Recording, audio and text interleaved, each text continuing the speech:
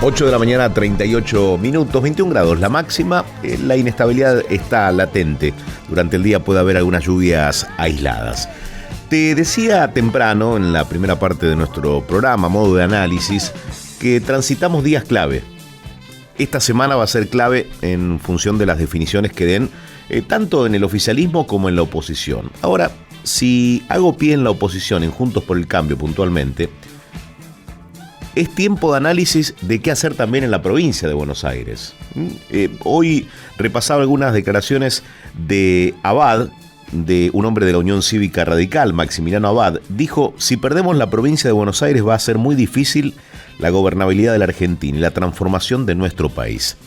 Por otra parte, en materia económica, el escenario de hoy es muy difícil, es muy complicado. El gobierno anuncia nuevas medidas hoy por la tarde con respecto a las tarjetas de crédito. Pero por aquí tengo una frase de Claudio Suchovicki que dice: el Estado argentino está fundido y el sector privado va a estar mejor cuando empiece el próximo mandato. Si la Argentina fuera una acción, compro. Viene un ciclo distinto. En línea está Martín Tetaz, diputado de Juntos por el Cambio, economista, y va a ser un gusto hablar con él. Hace mucho queríamos tenerlo al aire. ¿Qué tal, Martín? ¿Cómo va? Buen día. Eduardo Bataglia te saluda. Buen día, Eduardo, gracias por el llamado y efectivamente coincido tanto con Maxi en el sentido de que es importante, muy difícil gobernar el país si no tenés la provincia de Buenos Aires, y coincido también con Claudio en el sentido de que bien gobernada la Argentina va a ser una tierra de muchas oportunidades. Ahora, la situación económica de hoy es una situación que hay que analizarla todos los días porque la bomba puede explotar cada día. ¿O esto puede planificarse de tal manera para que sea lo menos doloroso posible para la población? Yo te escuchaba recién cuando presentabas el tiempo y decías inestabilidad latente, ¿no? Y me parece que hablabas de la economía primero, porque realmente esa es la mejor descripción. Es decir, no hay uno ahora está tranquilo, tal vez hay como cierto un pequeño respiro de que el dólar se calma un poco, pero la inflación está volando casi a tasa de 2 dígitos mensuales. Estamos al borde de una hiperinflación en ese escenario y basta que se vaya un poco el dólar para que se desmadre todo. Entonces, si uno dice, y hay dólares, podría pasar esto, y podría pasar tranquilamente. La verdad que no hay dólares, es encima un año electoral, la gente de años electorales suele dolarizarse, digamos, es un escenario muy complejo de Argentina. Juntos por el Cambio debiera dar señales de qué, porque seguramente vos como diputado y como hombre de la oposición tendrás preferencias en cuanto al candidato presidencial que se presente, pero ¿en qué se tiene que concentrar Juntos por el Cambio hoy? Si fueras consejero de Juntos. En mostrar hacia dónde va la Argentina a partir del 10 de diciembre, cuáles son las reformas, las 4 grandes reformas que vamos a hacer, por dónde traza o va el trazo grueso de la reforma educativa, que es la 5ª reforma, hablar de esencialmente concentrarse en contarle a la gente, en despejarle un poco la angustia, ¿no?, que la gente tiene hoy, mostrándole que hay una Argentina mejor y que no falta tanto. Con respecto a Javier Milei, yo siempre digo que hace, 6 meses atrás o un año atrás, lo tenías que traer a la nota, es decir, tenías que preguntarle al entrevistado: che, ¿y Javier Milei qué te parece? Hoy Javier Milei aparece solo, ¿no?, porque se ha posicionado en las encuestas. Juntos por el Cambio tiene que incluirlo a Javier Milei y digo, si se puede hablar, si se puede dialogar con Javier Milei, porque tiene posiciones muy duras, ¿no? No, dialogar por supuesto, claro, eso con uno cuando está en política, el diálogo es la herramienta principal de la política. No es posible construir nada, más en el Parlamento, ¿no?, donde estoy yo, me toca a mí, es donde obviamente es el espacio de las conversaciones, no hay posibilidad de construir nada sin diálogo. Ahora, las diferencias son muy grandes, digamos, no. El planteo de Javier, además más que sea un planteo distinto, es un planteo que no tiene sentido, o sea, la Argentina no tiene ninguna chance de hacer ninguna de las propuestas que está planteando Milei, entonces casi que no tiene ningún sentido incorporarlo al espacio. Como si usted me preguntara, ¿lo incorporaría del Caño al espacio Juntos por el Cambio? Yo que te diría, mirá, qué sé yo, podés hablar, vos me decís, ¿podés hablar con Del Caño? Te digo, sí, puedo conversar, no hay ningún problema, pero es ridículo lo que plantea Del Caño, entonces no tiene casi ni sentido analizarlo, ¿no? Qué sé yo.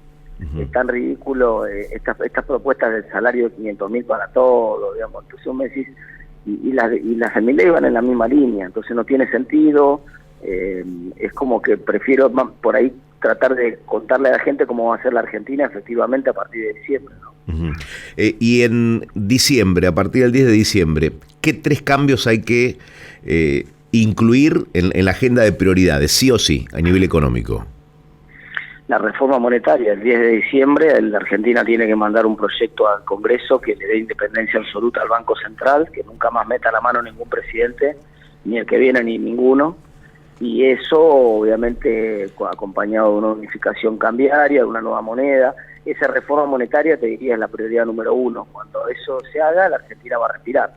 Y en la medida que empiece a respirar la Argentina, se van a poder hacer las otras reformas, la reforma del Estado, la reforma impositiva, la reforma de las leyes laborales para que las pymes se animen a contratar otra vez trabajadores y ya podamos sacarnos de encima los planes sociales y se transformen en empleo. Digamos, esas son la línea de las reformas hacia las que va Argentina, pero sin duda la prioridad número 1 es la estabilización. ¿Y qué le decís a aquellos que, plantean que si la oposición gana, la gobernabilidad va a ser complicada, porque si hay que hacer reformas estructurales, hay cambios que la calle, los puede traducir en protestas, en rebelarse y demás?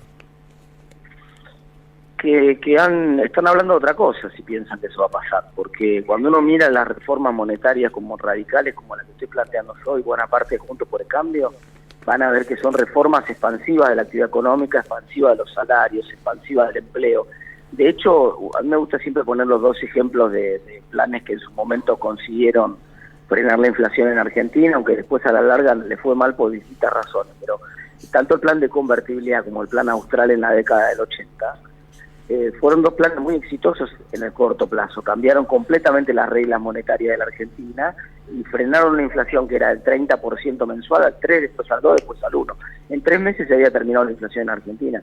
Nosotros necesitamos una reforma de esas características. Si conseguimos eso, entonces va a haber crecimiento de los salarios, crecimiento del empleo, y la calle va a apoyar el resto de las reformas porque son mejores para la economía. ¿Hay que hacerlo en las primeras 100 horas, como dijo Horacio Rodríguez Larreta? Absolutamente. La reforma monetaria es el primer proyecto que hay que mandar y hay que presionar lo suficiente como para que el Congreso rápidamente discuta esto y en las primeras 2 semanas de diciembre tengamos una nueva ley de absoluta independencia del Banco Central y en el mes de enero arranque Argentina con una nueva moneda. ¿Y el plan para el Estado? ¿Cómo achicás el Estado si es que considerás que hay que hacerlo, no? Hay un montón de dimensiones en las cuales el Estado está inflado. En algunas ya nosotros fuimos presentando proyectos de ley, o sea que hay una línea de trabajo de Juntos por el Cambio en ese sentido. Por ejemplo, el año pasado presentamos un proyecto para una ley que se llama Ley de Compre Barato, ¿no? Que parece una paradoja, pero el Estado compra muy caro. Por ejemplo, compra fideos, el Estado paga el doble de lo que pagás vos y yo, pagamos nosotros en el supermercado. Compra cemento, paga el doble de lo que paga un constructor. Y debiera pagar menos, ¿no? Porque por supuesto, por el volumen y por todo. Por supuesto, pero como paga mal, paga tarde y además hay muchos negociados en las compras del Estado, entonces nosotros propusimos que todas las licitaciones y las compras se hagan en uvas y de esa manera automáticamente se reduce el sobrecosto que tienen todas las obras del Estado y todas las compras de proveedores del Estado. Eso nos permitiría ahorrar entre 4 y 5 puntos del PBI. Al mismo tiempo, Argentina gasta mucho en subsidios para empresas que han sido primero privatizadas, después estatizadas en algunos casos. Eso también se tiene que terminar de cuajo. Argentina tiene que el primer año reducir los subsidios a la mitad y el segundo año eliminarlos. Y eso tiene que ser una convicción que creo que tiene toda la gente. Hay bastante consenso en que no hay más lugar para ese tipo de privilegios. Tampoco los privilegios de la política. Tenés prácticamente un punto de jubilaciones de privilegio en Argentina y otros privilegios que tienen sectores políticos que hay que terminar automáticamente y creo que ahí va a haber consenso de la gente también. Entonces, cuando empieces a pensar las reformas que hay que hacer en el Estado casi todas tienen un consenso grande de la población y entonces es relativamente fácil llevarlas a cabo, ¿no? Algunas propuestas drásticas hablan de 500.000 personas de más en el Estado. ¿Qué se hace? ¿Un plan gradual para llevarlas al mundo del empleo privado? Pensemos cómo ocurrió ese fenómeno, ¿no? Dale. Pensemos cómo ocurrió ese fenómeno. Ese fenómeno ocurrió porque Argentina tiene que crear, para estar bien al ritmo de crecimiento de la población, 250.000 empleos privados registrados por año. Eso es lo que normalmente tendría que estar creando. Y la verdad que hace prácticamente 12 años que no crea empleo privado registrado. Tiene la misma cantidad de empleo privado, pero tiene un 15% más de población. Entonces, prácticamente en 12 años tendría que haber creado cerca de 3 millones de puestos de trabajo. Y esos 3 millones de personas no están, no las creó. Entonces, ¿dónde están esas 3 millones de personas? Bueno, 1 millón están trabajando en el Estado, 1,5 millones están cobrando planes sociales y otro 500,000 están haciendo alguna changa de baja productividad o directamente desempleados. Entonces, en la medida que nosotros destrabemos ese proceso de creación de empleo, la estabilidad es fundamental para esto, sin estabilidad es muy difícil. El empleo se frenó en parte cuando empezó el proceso de falta de estabilidad en Argentina. Con estabilidad y con reglas de juego de mercado laboral razonables para las pymes, que las pymes se animen a contratar trabajadores y con un esquema de impuestos más razonable, Argentina va a empezar a crear mucho empleo privado, mucho. Estoy hablando de 500,000 de puestos de trabajo por año. Y por lo tanto, prácticamente en 6 años va a haber podido absorber ese empleo que está faltando crear en estos años y entonces vamos a poder empezar a desarmar la maraña de los planes y la maraña del empleo público. Para que vos te des una idea, Eduardo. Esto es un dato que mucha gente no sabe. A ver. El 20% de los trabajadores públicos de la Argentina tienen hoy más de 60 años, con lo cual se van a jubilar en los próximos 5 años. Entonces, ahí tenemos una oportunidad histórica.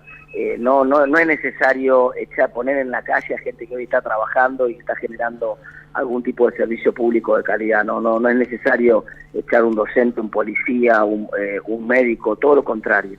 Lo que necesitamos es simplemente, en la medida que el empleo, que los trabajadores del sector público se empiezan a jubilar, que las nuevas generaciones empiecen a trabajar en el sector privado. Y para eso el sector privado tiene que crecer. A ver, si cada gestión suma trabajadores a planta transitoria y después terminan quedando en planta permanente, es una Argentina que se infla como no debiera hacerlo, ¿no? Eduardo, esa es la consecuencia de un sistema de empleo privado que no funciona. Porque no es que la gente prefiere sistemáticamente trabajar en el Estado. Muchos de los trabajos del Estado son de malísima calidad. Sí. Por ejemplo, pero otros superan el millón de pesos de sueldo. Te iba a decir exactamente eso. Yo veía el otro día los listados de personal que trabajaba, por ejemplo, en AFIP o en las embajadas o en algunos lugares con sueldo de más de 1 millón de pesos, ¿no? Pero la gran mayoría de los empleos públicos están en las provincias y en los municipios. ¿Sabes cuánto gana un trabajador municipal hoy? Yo estuve recorriendo toda la provincia de Buenos Aires, ya hace más de 2 años que la estoy recorriendo. Un trabajador municipal gana entre 60.000 y 80.000 pesos. Yo creo que nadie puede vivir con eso. Segundo, que nadie está contento con un empleo de esas características. Son empleos de subsistencia que en la práctica son como una especie de seguro de desempleo mentiroso, ¿viste? Porque la verdad que así no funciona ningún país. Entonces, en la medida que vos empieces a tener un sector privado que crece, que contrata empleo de calidad, los jóvenes van a empezar a trabajar en el sector privado y paulatinamente va a empezar a desaparecer el empleo público. Esto que se creó en 10 años o en 12 va a desaparecer también completamente en 12. Martín, la última. ¿Coincidís con algunas de las políticas en materia de desarrollo social o por lo menos con el tema de los planes? Porque hoy contaba que 4.000 beneficiarios de planes potenciar trabajo se quedaron sin la ayuda del Estado porque no podían comprobar el cumplimiento de la contraprestación, ¿no? del trabajo que tienen que hacer o de las tareas que tienen que hacer. ¿Coincidís con este aspecto del manejo del oficialismo al precio de tener la calle tomada, En absoluto, en todo lo contrario. Yo creo que lo que vamos a tener que hacer en el primer año de gobierno es desconectar a los planes sociales de las organizaciones que los manejan, absolutamente. Para desconectarlos y recuperar el control de la calle, lo que hay que hacer es sacarles el manejo de la verificación esa que hacen del cumplimiento de las tareas. Entonces, que sea una verificación de otra naturaleza, que se exija otro tipo de contraprestación, sobre todo en términos de capacitación. Para mí, nosotros no ganamos nada pidiéndole al que hace un plan social que trabaje para una cooperativa que barre la vereda, ¿no? Eso es trabajo esclavo, eso es un tipo de organización social que no me gusta, no le gusta a nadie, no resuelve problemas. Le tenemos que pedir que se capacite a la gente. Y el control de la capacitación tiene que ser automático, electrónico, no tiene que ser nunca más por parte de las organizaciones sociales. Martín, ahora sí la última. El 10 de diciembre, ¿a quién ves en la presidencia de la Nación? ¿Quién tiene el valor, el coraje o quién tiene la capacidad para cambiar la historia? a cualquiera de los que sean candidatos por Juntos por el Cambio. Solo en agosto, por suerte, la gente va a tener una paso para decidir quién es el mejor candidato. Yo no tengo la capacidad de decirlo yo personalmente, creo que la gente sabe mejor que nadie, o mejor que cualquier dirigente, y esa es nuestra ventaja competitiva respecto a los otros espacios políticos donde viene algún dirigente y pone a dedo a la gente. Nosotros preferimos que la gente elija en la paso, y eso nos ha dado muy buenos resultados, que vamos a hacerlo una vez más y nos va a funcionar otra vez. Martín, gracias nuevamente por tu tiempo. Muchas gracias, nos vemos, hasta luego. Martín Tetaz, diputado de Juntos por el Cambio, economista.